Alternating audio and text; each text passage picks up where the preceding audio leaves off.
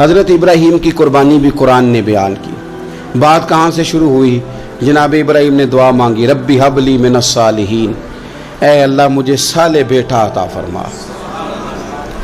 औलाद की तलब सिर्फ माँ को नहीं होती, बाप को भी बड़ी होती है। ये अलग बात है, बच्चे सपोर्टर माँ के होते हैं, बाप को भी बड़ी तलब होती है। रब्बी हबली मिनस सालिहीन, अल्लाह मुझे साले औलाद अता फरमा। पहले दुआ मांगी।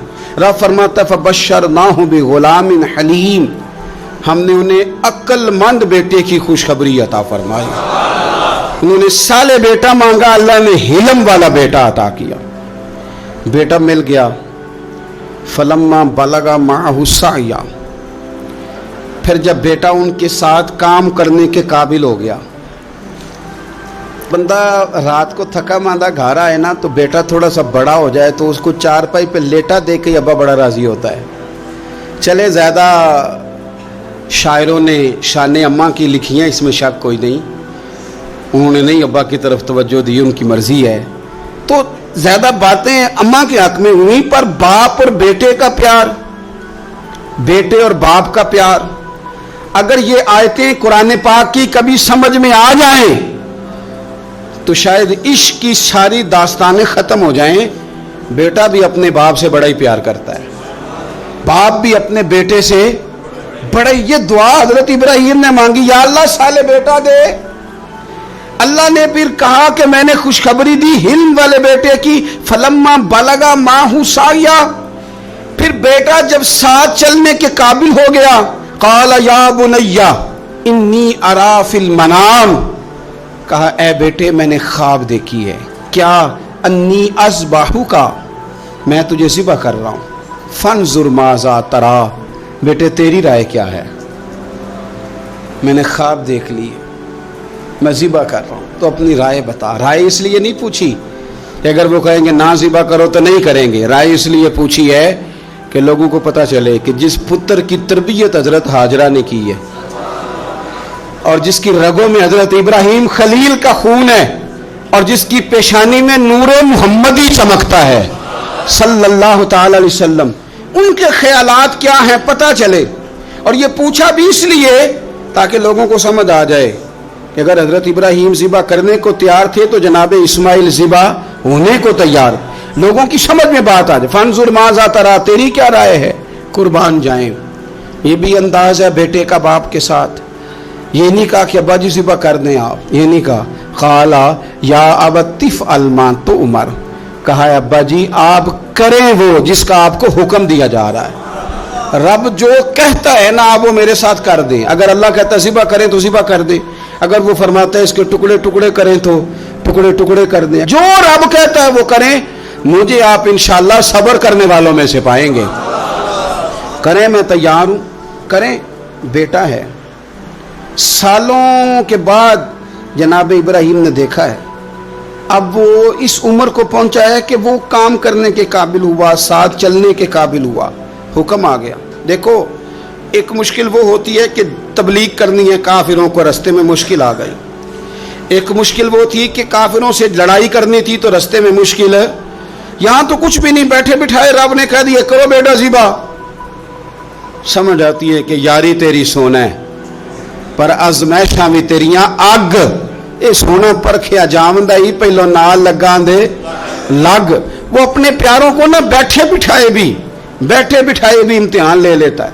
कहा मैं तैयार हूँ, मुझे सब्र करने वालों में पाएंगे। फलम्मा अस्लम वतल्लहु लिल जबीन, अल्लाह फरमाते हैं जब दोनों हुक्म मानने को तैयार हो गए तो बाप ने बेटे को पेशानी के बल लिटाया। शैतान बड़ा सर पिटाया, दौड़ा। मैंने तो गुमराह करना था आदम की औलाद को, ये क्या बना? अल्लाह की रिजा के लिए बेटा तक कुर्बान करने को तैयार हो गए। दौड़ कर जनाब हाजरा के पास गया। पता है आज क्या होने लगा है? पता है जनाब खलील कहाँ ले गए हैं जनाब इस्माइल को? कहने लगी सैर व तफरी के लिए गए हैं, यही हैं। कहने लगी नहीं, वो तो ज़िबा कर देंगे। जनाब हाजरा कहने लगी कभी बाप ने भी बेटे ज़िबा किए?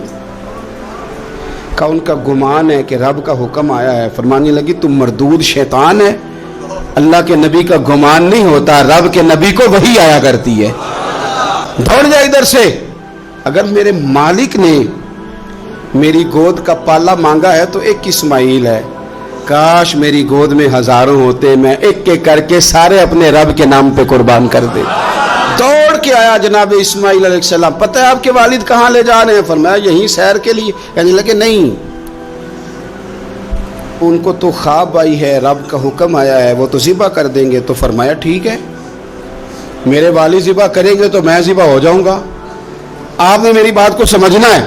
پھر حضرت ابراہیم کے رستے میں آیا، کہنے لگا اے ابراہیم، حضرت جبریل تو آئے ہی نہیں، آپ کو تو حکم حضرت جبریل کے ذریعے آتا ہے، آپ خواب دیکھ کے بیٹا ذبح کریں گے؟ روڑے اٹھائے، کنکر اٹھائے، زور سے مارے، وہ دوسری جگہ آ گیا، پھر کنکر مارے، پھر تیسری جگہ آ گیا، پھر کنکر مارے۔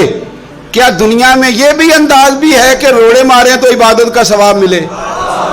آپ میری بات کو سمجھنا یار، روڑے مارو، روڑے کون مارے؟ حاجی صاحب مارے، ایک دفعہ مارے، کہا نہیں 3 دفعہ مارو، 3 دن مارو، آؤ روڑے مارو۔ یا اللہ، روڑے مارنا بھی عبادت ہے؟ پتھر مارے، کنکر مارے، فرمایا مارو نا، تمہیں پتہ نہیں نا کہ وہ ذائقہ کتنا ہے جب میرے خلیل نے میری خاطر روڑے مارے تھے، میری خاطر روڑے مارنا بھی عبادت قرار دے دیا۔ صحابہ نے پوچھا یا رسول اللہ، یہ جو ہم کنکر مارتے ہیں جمرات کو، اس کا بھی ثواب ہے؟ فرمایا یہ تو تمہیں میزان عمل میں قیامت کے دن پتہ چلے گا نا اجر کتنا ہے، یہ تو تمہیں تب پتہ چلے گا۔ روڑے مارے حضرت ابراہیم خلیل نے، فلما اسلم وتلہ للجبین، دونوں تیار ہو گئے، باپ نے بیٹے کو پیشانی کے بل لٹایا۔ مفسرین کہتے ہیں خود کہا تھا جناب اسماعیل نے، ابا جی سیدھا لٹا کے ذبح نہ کرنا، ہو سکتا ہے چہرہ دیکھیں تو آپ سے چھری نہ چلائی جا سکے، آنکھوں پہ پٹی باندھ لو، مجھے الٹا کر کے لٹا لو اور میرے ہاتھ پیر باندھ لو۔ بیٹے وہ کیوں؟ کہا آپ والد ہی نہیں، پیغمبر بھی ہے، پیغمبر بھی جد الانبیاء، ابو الانبیاء ابراہیم خلیل، ایسا نہ ہو کہ میں موت آتے وقت تڑپوں تو کچھ خون اڑے، تو میں اللہ کے نبی کی بے ادبی نہیں کرنا چاہتا، مجھے ذرا باندھ لے۔ باپ نے بیٹے کو باندھا، چھری پکڑ لی اور گردن پہ چلائی، فلما اسلم وتلہ للجبین۔ آپ کبھی مزہ تو لے ان آیتوں کا، دونوں تیار ہو گئے، باپ نے بیٹے کو گردن کے بل لٹا لیا، وَنَادَيْنَاهُ أَن يَا إِبْرَاهِيمُ، رب فرماتے ہیں ہم نے آواز دی اے ابراہیم۔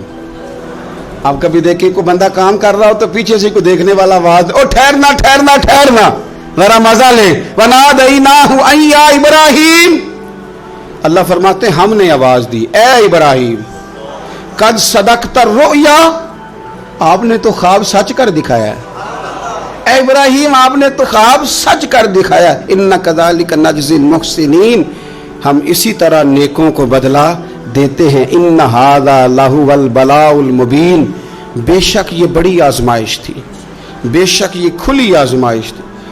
میں نے کہا تھا قرآن کی آیتوں کا بھی مزہ لیا کرے، یہ کھلی آزمائش تھی۔ جب آزمائش لینے والا کہتا ہے آزمائش کھلی تھی اور دینے والے نے سچ کر دکھائی، تو پھر حضرت ابراہیم کی شان دیکھی نا کتنی بلند ہے۔ لینے والا کہتا ہے آزمائش کھلی تھی، وَفَدَيْنَاهُ بِذِبْحٍ عَظِيمٍ، اور ہم نے انہیں بچا لیا فدیے میں عظیم ذبیحہ دے کر۔ اللہ نے نا پھر دمبا بھیجا جنت سے، حضرت ابراہیم نے چھری چلا دی تھی، روکی کوئی نہیں، چھری چلا دی، اور جب بری طرح ذبح ہو گیا تو آنکھیں کھولی تو آپ نے دیکھا کہ نیچے دمبا ذبح ہوا پڑا ہے اور جناب اسماعیل دور کھڑے مسکرا رہے ہیں۔ تو حضرت ابراہیم کی زبان سے نکلا اللہ اکبر، اللہ اکبر۔ آپ کی بات